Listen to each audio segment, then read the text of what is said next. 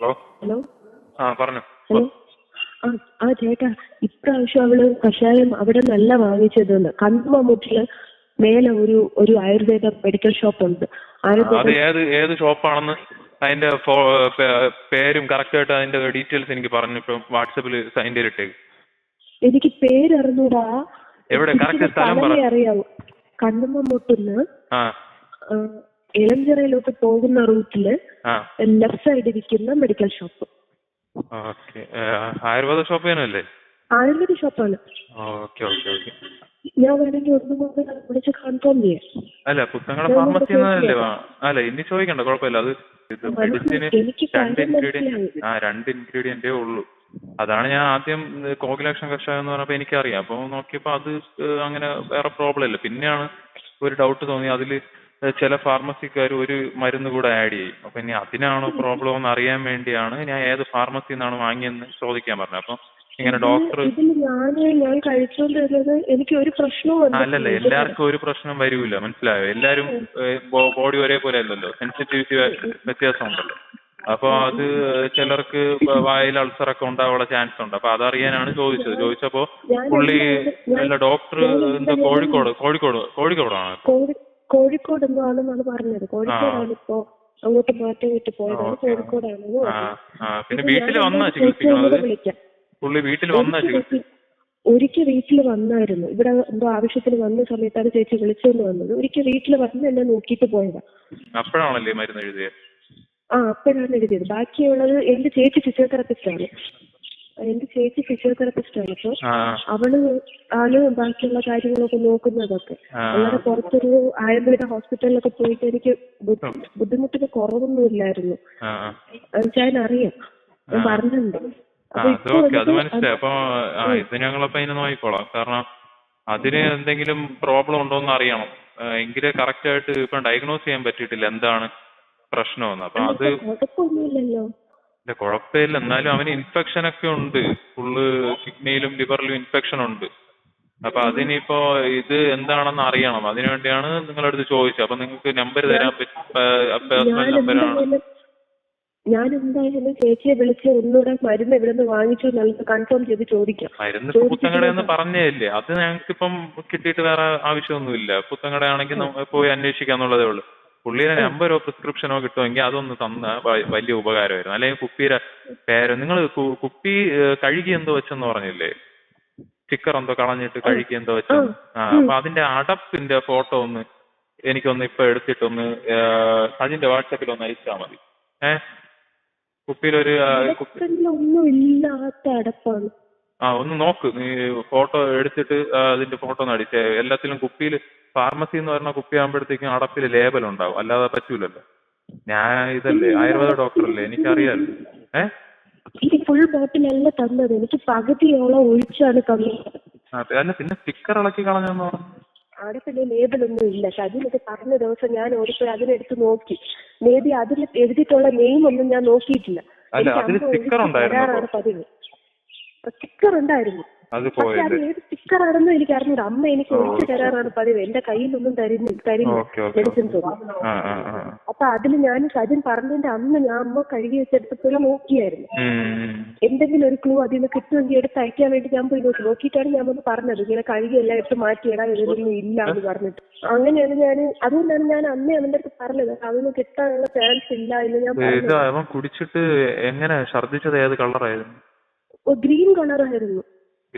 അപ്പൊ ഞാന് വേറെ എന്തെങ്കിലും കഴിച്ചതില്ലോ മറ്റോ റിയാക്ഷൻ ആയിരിക്കും എന്ന് തന്നെയാണ് ഞാൻ വിചാരിച്ചത്. ഗ്ലാസ്സിലാണ് ഒഴിച്ചു കൊടുത്തത്. അപ്പം പുത്തങ്ങട ഫാർമസി കോകിലാക്ഷൻ കഷായം അല്ലേ? നാഗാർജുന എന്നല്ലേ പറഞ്ഞു നിങ്ങള്? നാഗാർജുന കോകിലാക്ഷൻ കഷായം. നാഗാർജുന ഫാർമസിന്റെ പേരാണല്ലോ.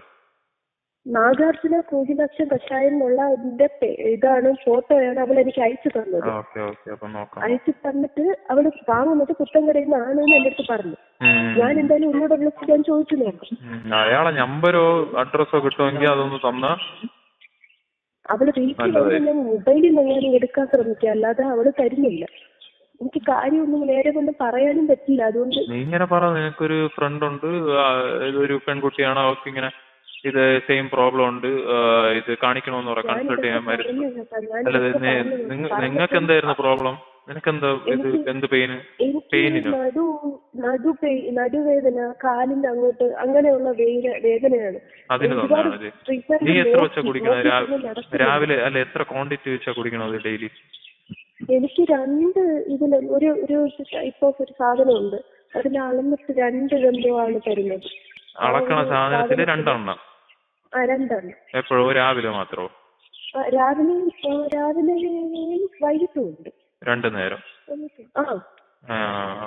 ഭയങ്കര കയ്പാണ്. കഷായ ഇപ്പൊ കയ്പാണല്ലോ, അതെനിക്കറിയാം. അതാണ് ഞാൻ പറഞ്ഞത്. ഞാൻ ഫസ്റ്റ് ദിവസം പോയി ഛർദിക്കുകയൊക്കെ ചെയ്തായിരുന്നു. അപ്പൊ ഞാൻ ഛർദിച്ചപ്പോ ഞാൻ കരുതിയത് അതിന്റെ എന്തെങ്കിലും ആയിരിക്കും. അല്ല, ഇപ്പൊ എന്തായാലും എന്തോ ഉള്ളിലോട്ട് എന്തോ ഒരു ഇത് ഉള്ളിലോട്ട് പോയിട്ടുണ്ട്. അപ്പൊ അതാണ് ഇപ്പം എങ്ങനെയാണ് കണ്ടുപിടിക്കേണ്ടതെന്ന് പറഞ്ഞോട് അത് കണ്ടുപിടിച്ചത്. അവയെന്ന് വിളിച്ചത് ഇനി ഇത് നിന്റെ അടുത്ത് സംസാരിക്കാൻ വേണ്ടിയാണ്, കുഴപ്പമൊന്നുമില്ലെന്ന് പറയാൻ. മനസ്സിലായോ? ഒരു സമാധാനം ഇല്ലായിരുന്നു. എനിക്ക് ഒന്നും അറിയാനും പറ്റണില്ല. സജിന്റെ അടുത്ത് മെസ്സേജ് ചോദിക്കാത്തത് ഇത് അതിനുശേഷം പിന്നെ ഒന്നും ചോദിച്ചില്ലല്ലോ തിങ്കളാഴ്ച അറിഞ്ഞതിന് ശേഷം? അല്ല, അത് ഇന്നലെ അത് ഞങ്ങള് ഈ കോകിലക്ഷത്തിന്റെ കാര്യമൊക്കെ ചോദിച്ചിട്ടല്ലേ. അതിനു മുമ്പ് തിങ്കളാഴ്ച നീ അറിഞ്ഞില്ല അഡ്മിറ്റ് ആയത്. അതിനുശേഷം പിന്നെ മെസ്സേജ് ഒന്നും അയച്ചില്ലല്ലോ സജിന്, അവൻ എങ്ങനെ ഉണ്ടെന്ന് ചോദിച്ചിട്ട്. സജിന്റെ ഞാൻ അയച്ചില്ല. ഞാൻ എന്റെ ഫോണിലോട്ട് അയക്കുന്നുണ്ടായിരുന്നു. എന്താ ഏതോ ഒന്നും അറിഞ്ഞിട്ട് ഞാൻ ഇരിക്കുകയായിരുന്നു. ഫോണില്ലല്ലോ, ഐസിയുലല്ലേ? ഐസിയുലാന്ന് അറിഞ്ഞൂടായിരുന്നോ? ഐസിയുലെന്ന് അവൻ പറഞ്ഞു. എനിക്ക് അറിഞ്ഞൂടായിരുന്നു. പറഞ്ഞില്ല അപ്പൊ സജിൻ? ഇല്ല, അതിനുശേഷമാണ് സജിൻ എന്റെ അടുത്ത് ഡീറ്റെയിൽസ് പറയുന്നത്. അതിനുശേഷം ഞാൻ സജിനോട് ചോദിക്കാൻ തുടങ്ങി. എന്റെ എനിക്ക് സുഖമില്ലാണ്ടായി ഞാൻ ഹോസ്പിറ്റലിലായിരുന്നു. എനിക്കിവിടെ നോക്കി നോക്കിയെന്ന് കേട്ടാ ഫോൺ എടുക്കാനൊക്കെ പറ്റും. അല്ല, ഈ ഹോസ്പിറ്റലിലെ ഡോക്ടർമാരിങ്ങനെ അവർക്കിങ്ങനെ ഒരുപാട് മരുന്നിൽ എന്തെങ്കിലും റിയാക്ഷൻ ആണോ എന്നാണ് അവർക്കുള്ള ഡൗട്ട്. എന്തെങ്കിലും മെഡിസിനിൽ എന്തെങ്കിലും റിയാക്ഷൻ. അത് ഇവിടെ ഒന്നും നീ കൊടുത്ത കഷായത്തിലാണോ എന്നല്ല അവർ പറയണോ. കഷായത്തിലാണോ ഇനിയിപ്പോ അവര് കൊടുത്ത മെഡിസിനിലാണോ എന്താണെന്ന് അവർക്ക് കണ്ടുപിടിക്കാൻ പറ്റുന്നില്ല. അങ്ങനത്തെ ഒരു സ്റ്റേജിലാണ്. അപ്പൊ അതാണ് നമുക്ക് എന്തെങ്കിലും ഇത് കിട്ടിയ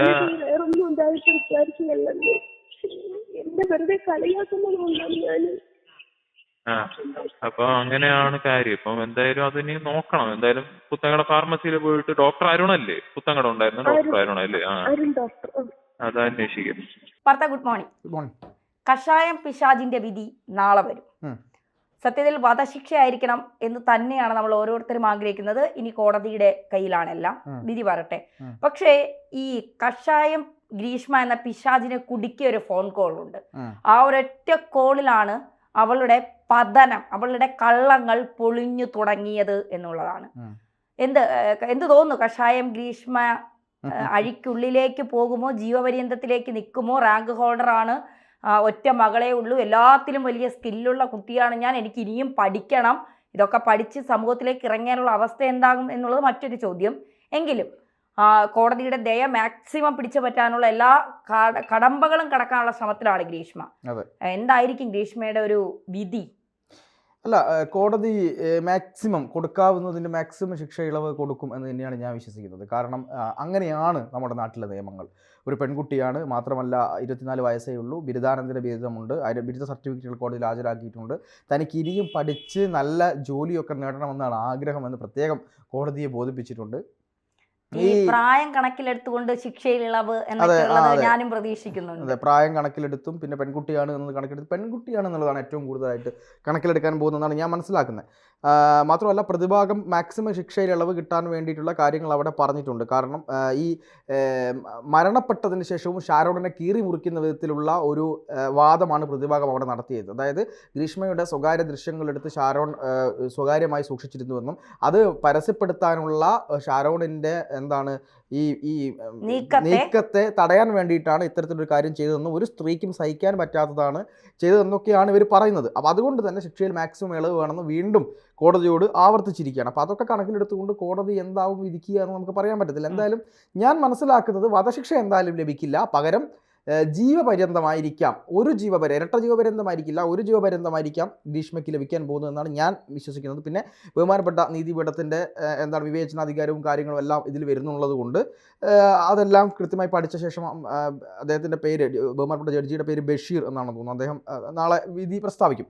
ഇവിടെ ഒരു കാര്യം, ഈ ഷാരോണിൻ്റെ ചേട്ടനാണെന്ന് തോന്നുന്നു അല്ലേ, അദ്ദേഹം സഹോദരൻ, അദ്ദേഹം ആയുർവേദ ഡോക്ടർ ആയതുകൊണ്ട് മാത്രമാണ് ഈ കേസ് പുറത്തോട്ട് വന്നത് എന്നുള്ളതാണ്. കാരണം കഷായം കൊടുത്തു എന്ന് പറയുമ്പോൾ പലതരത്തിൽ പല രീതിയിൽ അതിനെ വളച്ചൊടിക്കാൻ ആളുകളുണ്ടാവും. കഷായം പിടിക്കാതെ വന്നതാണോ, ബുദ്ധിമുട്ടാണോ എന്നൊക്കെ പറയാനുള്ള ആളുകളൊക്കെ ഇപ്പോഴുണ്ട്. മാത്രമല്ല കഷായം കുടിക്കുമ്പം അല്ലെങ്കിൽ ആയുർവേദ മെഡിസിൻ കഴിക്കുമ്പോൾ ബോഡിക്ക് എന്തെങ്കിലും പ്രശ്നമൊക്കെ വരുമെന്ന് പറയുന്ന ഡോക്ടർമാർ നിരവധിയുള്ള സമയമാണിപ്പോൾ. പക്ഷേ ഇദ്ദേഹത്തിന് ഇതിൽ വളരെയധികം സംശയം തോന്നി. ഈ പറയുന്നത് പോലെ കോകിലാക്ഷം കഷായമാണ് ഞാൻ കുടിച്ചത് എന്ന് പറയുന്നുണ്ട് ഇവർ. അപ്പം കോകിലാക്ഷം കഷായം കുടിച്ചാൽ സാധാരണഗതിക്ക് അങ്ങനത്തെ യാതൊരു ബുദ്ധിമുട്ടും വരേണ്ടതില്ല. അല്ലെങ്കിൽ എന്തെങ്കിലും അലർജിക് സിംറ്റംസ് ഒക്കെ കാണിച്ചാൽ, സാധാരണ പാരസെറ്റമോളോ മറ്റേതെങ്കിലും മെഡിസിനോ കഴിക്കുമ്പോൾ നമുക്കുണ്ടാകുന്ന അലർജി സിംറ്റംസ് പോലെ ഏതെങ്കിലും ഒരു രീതിയിലുള്ള അലർജിയൊക്കെ കാണിക്കുക എന്നല്ലാതെ ഇത്തരത്തിലുള്ള ബുദ്ധിമുട്ടുകളൊന്നും തന്നെ വരേണ്ടതില്ല എന്നുള്ളതാണ് നമ്മൾ ആദ്യം മനസ്സിലാക്കേണ്ടത്. ഈ കോകിലാക്ഷം കഷായം സാധാരണ ഈ സന്ധിവാദം, നീർക്കെട്ട്, വയറ് സംബന്ധമായ ബുദ്ധിമുട്ടൊക്കെ കഴിക്കുന്ന ഒരു മെഡിസിനാണ് കോകിലാക്ഷം എന്ന് പറയുന്നത്. അപ്പം ഗ്രീഷ്മയ്ക്ക് നല്ല നീർക്കെട്ടുണ്ടായിരുന്നു എന്നാണ് ഞാൻ മനസ്സിലാക്കുന്നത്. അതുകൊണ്ടായിരിക്കാം ഈ പറയുന്നത് പോലെ കോകിലാക്ഷം കഷായമൊക്കെ കഴിച്ചത്. അപ്പോൾ കോകിലാക്ഷം കഷായം കഴിച്ച ആ ഹോസ്പിറ്റലും പിന്നെ ആ കടയും അത് വീട്ടിൽ വന്ന് എഴുതി കൊടുത്ത ഡോക്ടറെയും ഒക്കെ ഈ കോളിൽ കൃത്യമായി അദ്ദേഹം ചോദിച്ച് മനസ്സിലാക്കുകയും അതിൻ്റെ പുറകെ പോവുകയും ഇതിൽ വലിയ പ്രശ്നങ്ങൾ നടന്നിട്ടുണ്ട് എന്ന് മനസ്സിലാക്കുകയും ചെയ്തതുകൊണ്ട് തന്നെയാണ് ഈ പിശാജ് എന്ന് ധന്യ അഭിസംബോധന ചെയ്ത, അതിലും വലുത് അഭിസംബോധന ചെയ്യേണ്ടിയിരുന്ന, കാരണം കുറ്റക്കാരിയാണെന്ന് തെളിഞ്ഞിരിക്കുന്നു, നമ്മൾ വ്യക്തിപരമായിട്ട് പറയുമൊന്നുമല്ല, അങ്ങനെ ഒരു കാര്യം ഉണ്ടായത്. അതായത് കടുത്ത വിഷങ്ങളുടെ ഇനത്തിൽ പെട്ടിട്ടുള്ള ചില വിഷങ്ങളെ പറ്റി ഈ ഗ്രീഷ്മ ഇതിൽ തിരഞ്ഞിട്ടുണ്ടായിരുന്നു, ഗൂഗിളിൽ തിരഞ്ഞിട്ടുണ്ടായിരുന്നു. വളരെ കൃത്യമായി ഒരു സൈക്കോ ക്രിമിനൽ നടത്തുന്നത് പോലെയാണ് ഗ്രീഷ്മ ഈ കാര്യത്തിൽ പഠനങ്ങൾ നടത്തിയത്. എന്താണ്, ഈ നമ്മുടെ വിഷം ഉള്ളിൽ ചെന്നതിന് ശേഷം വളരെ എനിക്ക് തോന്നുന്നു ഒരു 12 മണിക്കൂറിനുള്ളിൽ തന്നെ നമ്മുടെ ബോഡിയിൽ നിന്ന് ഇത് അപ്രത്യക്ഷമാവും, ഈ വിഷം അപ്രത്യക്ഷമാവും. പിന്നെ ഇത് കണ്ടുപിടിക്കാൻ പറ്റില്ല. ഇങ്ങനെ ഒരു വിഷം ഉള്ളിൽ ചെന്നു എന്നുള്ളത് നമുക്ക് ഒരു കാരണവശാലും കണ്ടുപിടിക്കാൻ പറ്റില്ല എന്നുള്ളതാണ് ഇതിൻ്റെ പ്രത്യേകത.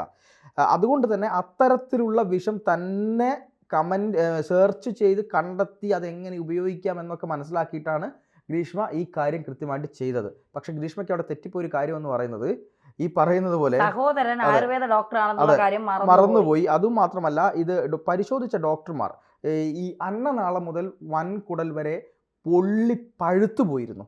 അപ്പോൾ തന്നെ ഡോക്ടർമാർക്ക് മനസ്സിലായി ആസിഡിൻ്റെ ഒരു സാധനവും ബ്ലഡിലില്ല, മറ്റ് വിഷാംശങ്ങളൊന്നും തന്നെയില്ല. അപ്പോൾ ഈ തരത്തിലുള്ളൊരു വിഷപ്രയോഗം നടത്തിയതിലേക്ക് ഡോക്ടർമാരുടെ സംശയം പോയി. അങ്ങനെയാണ് ആന്തരികാവയവങ്ങൾ പരിശോധനയ്ക്ക് അയക്കുന്നു. ആന്തരികാവയവങ്ങളിൽ ഞാൻ പറഞ്ഞില്ലേ, നമ്മൾ ഈ ഗോപനസ്വാമിയുടെ കാര്യമൊക്കെ പറഞ്ഞപ്പോൾ പറഞ്ഞു, എന്തെങ്കിലും ഒരു വിഷം കൊടുത്തിരുന്നെങ്കിൽ നമ്മുടെ ആന്തരികാവയവങ്ങൾക്ക് വളരെ കൃത്യമായ രീതിയിലുള്ള നിറവ്യത്യാസങ്ങൾ, ഇൻഫ്ലമേഷൻസ്, വീർത്ത് വരിക, അങ്ങനെ തുടങ്ങിയ ചില കാര്യങ്ങളുണ്ട്. ഇത് കാണിക്കും. ഇത് ഇവിടെ കൃത്യമായി കാണിച്ചിരുന്നു. അതുകൊണ്ട് മെഡിക്കൽ സംഘം അത് കൃത്യമായി വിലയിരുത്തി. അങ്ങനെയാണ് ഈ ഗ്രീഷ്മയ്ക്ക് പൊട്ടു വീഴുന്നത്. ഇതിൽ ഈ സഹോദരനെ എത്ര അഭിനന്ദിച്ചാലും നമുക്ക് മനസ്സിലാവില്ല. കാരണം അദ്ദേഹത്തിനാണ് നഷ്ടപ്പെട്ടത്, പക്ഷെ അദ്ദേഹത്തിൻ്റെ പുറകെ തന്നെ പോയി. അതുകൊണ്ട് തന്നെ കുറ്റവാളിയാണെന്ന് വിധിച്ചിരിക്കുന്നു. മാക്സിമം ശിക്ഷ കിട്ടുമെന്ന് തന്നെ പ്രതീക്ഷ.